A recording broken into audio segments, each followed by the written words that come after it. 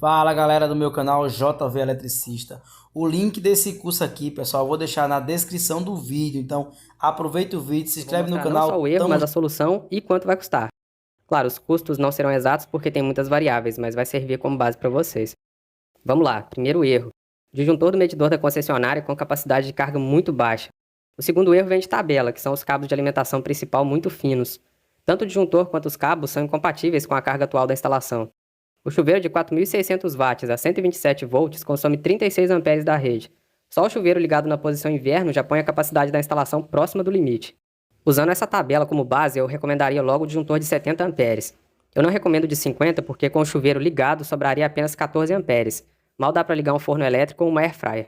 O preço desse disjuntor é por volta de R$ 40. Os cabos mais adequados seriam de 16 milímetros. Usei a tabela 36 da norma. O metro desse cabo custa por volta de R$ 14. A quantidade pode variar muito de residência para residência. Eu vou colocar 20 metros. 10 para fase e 10 para neutro. Total dá R$ 280 de cabo. Bom, com os cabos e disjuntor dimensionados, você deve entrar em contato com a concessionária e informar a necessidade da atualização. O terceiro erro tem ligação direta com o primeiro e o segundo, que é a famosa rede mestre. Esse erro consiste em levar os cabos direto do medidor até o chuveiro e ligar tudo nesses cabos.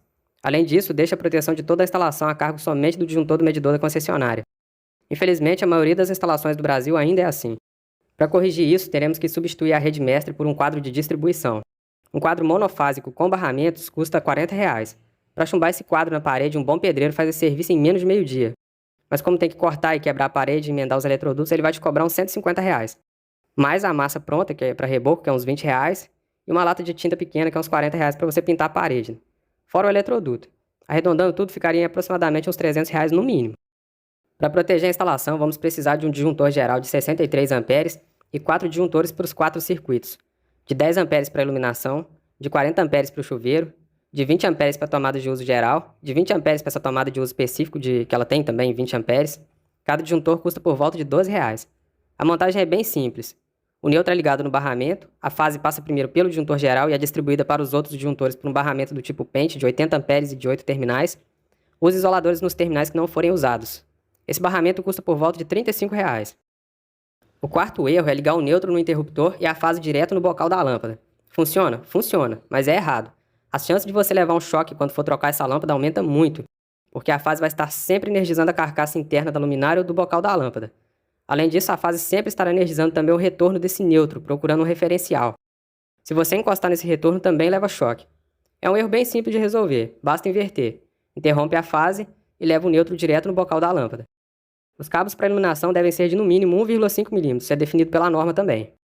O quinto erro é usar resto, refúgio de cabos e não se preocupar com a bitola nem com o padrão de cores desses cabos. O neutro e o cabo de proteção, que é o terra, têm as cores definidas pela norma. O neutro azul e o terra verde ou verde com listras amarelas.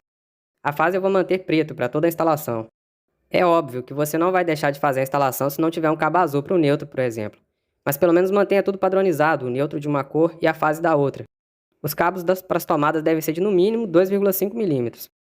A pior coisa para mim, não sei vocês, já aconteceu com vocês, é o proprietário pedir para reaproveitar cabo antigo. Eu pessoalmente não aceito fazer esse tipo de coisa. O sexto erro é usar conector de porcelana. Tem um vídeo no canal que eu explico tecnicamente porque eu condeno o uso dele. Mas basicamente é porque o material condutor dele é de latão e não de cobre. Ele deixa os cabos expostos à umidade do banheiro. Os parafusos entram em contato direto com os cabos e isso fere os filamentos dos cabos. Ele é volumoso e tem um acabamento muito ruim. O sétimo erro é ligar o cabo de proteção do chuveiro no neutro. Talvez esse seja o erro mais perigoso dessa instalação. O neutro é o referencial da fase. Se por algum motivo esse neutro se romper, a fase vai puxar esse referencial de algum lugar. E esse lugar é o cabo de proteção do chuveiro, que está em contato direto com a água e a água está em contato direto com você. Olha o risco disso. Para resolver isso, vamos por partes. No vídeo que eu condeno o conector de porcelana, eu proponho o uso da luva de compressão. E explico tecnicamente por que ele é a melhor emenda para chuveiro. Vou dar até o spoiler, além de melhor, ela é muito mais barata. Eu vou deixar esse vídeo na tela final. Então, você vai emendar somente a fase e o neutro do chuveiro. E não vai ligar o cabo de proteção em nada. Aí vem a pergunta, a falta do aterramento também não é um erro? A resposta é sim, com certeza. E no canal tem um vídeo com a instalação monofásica completa, com aterramento, IDR, DPS. Também vou deixar na tela final. Mas nesse vídeo, eu estou sendo realista.